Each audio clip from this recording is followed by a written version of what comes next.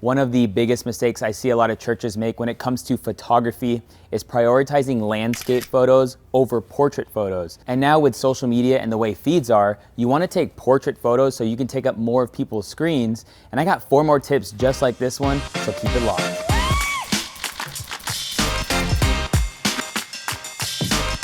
Hey, what's up? It's Omar, your content creator coach, and on this channel, I do everything I can to make creating content easier for you. So in the beginning of 2018, my wife and I joined our friends Jabin and Shannon Chavez, and we helped plant City Light Church here in Las Vegas, Nevada. And I knew at the time I was doing freelance photography that I really wanted to build the brand of the church through photography. We didn't have that many meetings, maybe once a month we'd meet, so we'd have to actually use photos to actually promote the next thing or what have you, tell the story of the church. And with that being said, I've been able to build a photography team, and I've learned so many things along the way when it comes to church photography. And so here are 4 tips really quick that I think will help you take better photos on Sundays.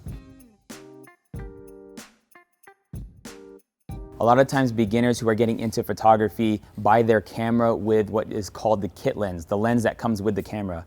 And the issue is with a lens like that, you're not gonna get the look you want. And I know everybody wants this super crispy person in focus with that blurry background, right? And the way you're actually gonna get those kinds of images is from prime lenses or kind of higher end zoom lenses. Now, prime lenses are cool because they're fairly inexpensive, but produce that blurry background. One thing about prime lenses though is it doesn't have the ability to zoom. So you yourself as the person behind the camera, you have to move to and from your subject based off of your shot composition. And so that's just something to think about. And one really well-known prime lens that a lot of people know about is the Canon 50mm. It's a great focal length, and at 50 millimeters and having an aperture of 1.8, you're gonna get that super blurry background in your photos. And this lens comes in at around $100 for Canon. And if you're shooting with any other camera brands, the 50mm is just a good starting point, I would suggest. Sometimes it can be a little tight depending on the camera you're using, but look into prime lenses to get that super blurry background.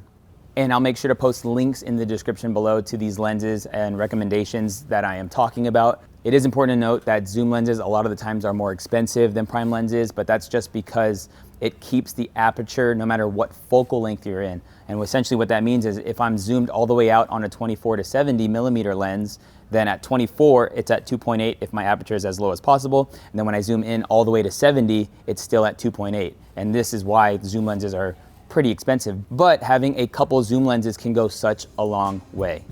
The next tip I have is to use foreground in your image to create better depth and better looking photos. And what I mean by foreground is having something in front of the thing that you are focused on. And so whether that's a door for somebody that's greeting, maybe it's the back of somebody's head who is sitting down in the auditorium and you're focused on the person teaching. Maybe it's a hand being raised and you're shooting through or past the hand, but you're focused on the person leading worship.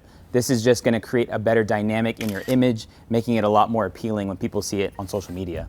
Now I got 2 more tips, but if you're getting value in this video, why don't you smash the like button for me? And question for you is, what camera do you use to take photos on Sunday? Let me know down in the comments section below. Hey, I was editing this video and I just realized I actually forgot a tip and I didn't want to render it out without this tip. But the tip is to have a process and way to allow your teams or people to access the photos that's taken on Sunday.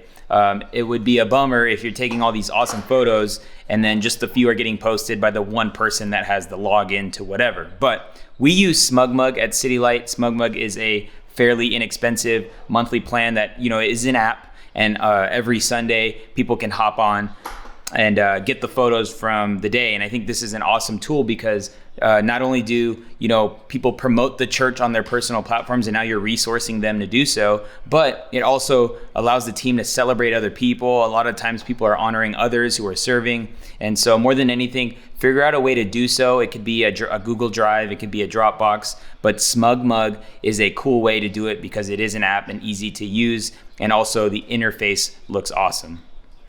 Now the next tip is one I think a lot of people really miss out because they're usually overshooting or they don't really have a concept of the situation going on. But the tip is to listen more than you are looking. And what I mean by that is when you're photographing the pastor or the teacher, that you don't have to be shooting the entire session of their talk. You're gonna have too many photos to go through and you might actually be a distraction to what's going on.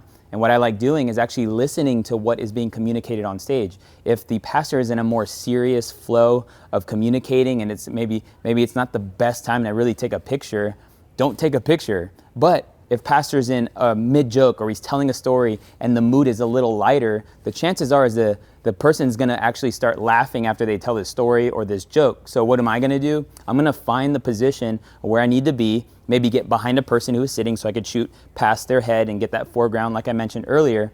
But when that joke is cracked or the church starts laughing, then I shoot like crazy and now I got a photo of the pastor smiling and nobody really heard my shutter go off. If you don't have silent shutter, that's okay. But it was a subtle, nobody knew that even happened, but I captured a great photo of the pastor. One big pet peeve of mine is when pastors get posted with like the worst facial expressions ever. So really be listening to what's going on. I actually think this works with worship as well. You know, you probably as the photographer have access to the set for that Sunday. And a lot of times a worship set starts with a more high tempoed song and then goes to a slower song toward the end of the set. Now, based off of the type of song that's being sung, I can plan ahead before I even take photos that Sunday that I'm gonna be behind people who are raising their hands at this part of the song because that's when people do it. If you're singing a new song on a Sunday, the chances are people aren't gonna be as engaged. So I'm gonna know in advance that I don't need to waste photos to edit or go through because I know the song. And so a good example is like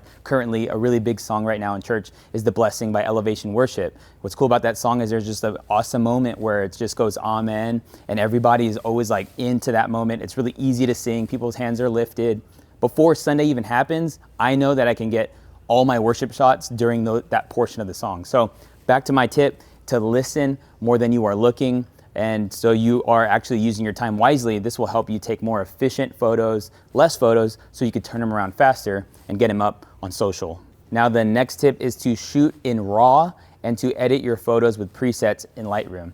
Now a lot of people, you know, if you turn on the camera straight out of box, probably won't be set to shoot raw images. And the reason I like shooting raw images is because there's a lot of data there. So even if my settings are a little bit off and the image is a little bit bright, there's a lot more information to be able to pull back in editing, and so the image isn't ruined. I like to use the illustration of a baked cake versus a recipe. You know, a JPEG is kind of like a baked cake. If you wanted to change the ingredients in something, it's gonna be a lot harder to like manipulate what's already been packaged and cooked, right? And so shooting raw is like having the recipe, being able to change it out before the JPEG actually happens, because when I process the raw in Lightroom and then export it as a JPEG, now it's gonna be good and ready to go, but I had the ability to adjust something I needed. And shameless plug, I do have a preset pack for churches specifically that you can use for all scenarios when it comes to church photography. You can check that out on my website. I'll put links to it in the description below. Now, if you do want to take photos at your church or you want a team to start developing, I've put together a free PDF checklist for Sundays, and it actually just gives you examples of shot compositions that really, I think, stood out on social media. And so you can check that out. And again, links in the description below, but I appreciate you watching this video. You can check out another video from my channel. I know it'll help you. You can do that by clicking or tapping the screen, and I cannot wait to see you in a future video. Peace.